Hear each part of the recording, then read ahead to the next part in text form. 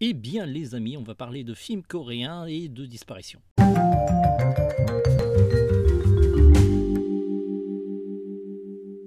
Hello les amis, j'espère que vous allez bien. Décidément, on n'arrête pas de se retrouver pour des critiques ciné ou de séries, parce que la dernière en date c'était Sonic 2, puis après il y a eu Moon Knight.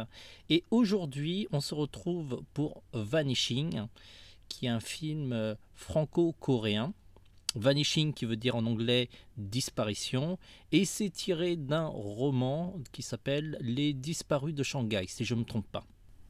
Le film est sorti mercredi dernier en Corée, mais comme on n'est pas en Corée, ça tombe bien. Le film sera disponible en France sur Canal+, le 5 avril, plateforme de vidéo à la demande. Et ensuite, il sera disponible dans leur plateforme de vidéo à la demande MyCanal. On a eu la chance de voir ce film en avance et on vous fait une petite critique rapide avec le minimum de spoilers possible. Alors côté pitch, l'histoire se déroule en Corée.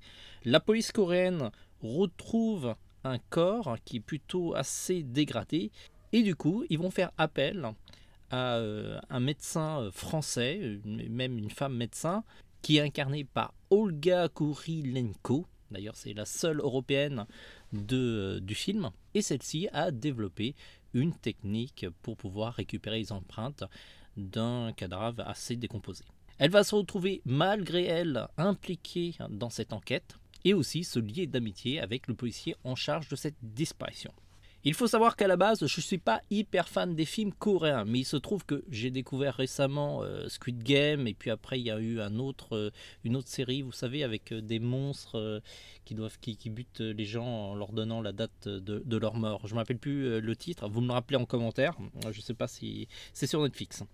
Et du coup, les films coréens, ça aiguise un petit peu ma curiosité en ce moment, et donc j'ai accepté de voir ce film. Alors, il faut savoir, c'est que le rythme est très lent.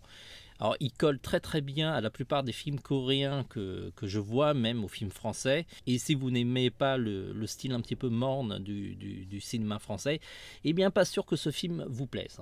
Toutefois, l'histoire est plutôt intéressante. La communication entre les acteurs sont un poil compliquées, parce que les Coréens ne parlent pas forcément français. Et du coup, Olga et le policier parlent essentiellement en anglais. Il y a juste une scène bizarre où l'actrice se met à parler français et l'acteur coréen a l'air de comprendre ce qu'il dit. C'est vraiment la seule scène qui m'a marqué, c'est que ça fait assez bizarre d'entendre français tout d'un coup dans le film. L'enquête aussi est assez étrange parce qu'en fait on suit à la fois le policier dans son enquête et le médecin intervient de manière assez ponctuelle.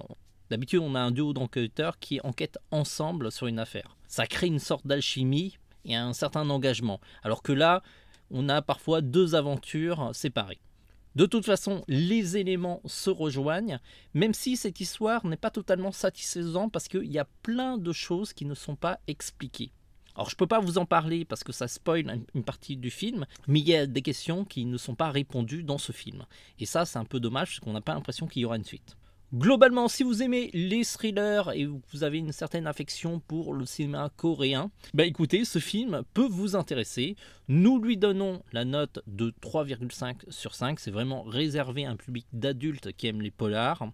C'est pas du tout un cinéma de divertissement. Voilà, vous êtes prévenus, c'est pas Fast and Furious ou un Marvel. En tout cas, si vous allez voir ce film, n'hésitez pas à revenir sur cette vidéo comme d'habitude pour nous donner votre retour. C'est toujours hyper intéressant. Je vois que les retours par exemple de Sonic 2 sont plutôt positifs et j'en suis plutôt ravi. Et aussi ceux de Moon Knight. On se dit à très vite pour d'autres critiques. Je prépare actuellement la critique des Bad Guys qui est vraiment excellent. Le film d'animation sort la semaine prochaine et on se dit à très vite. En attendant, si vous êtes curieux, allez voir Vanishing sur Canal+ le 5 avril.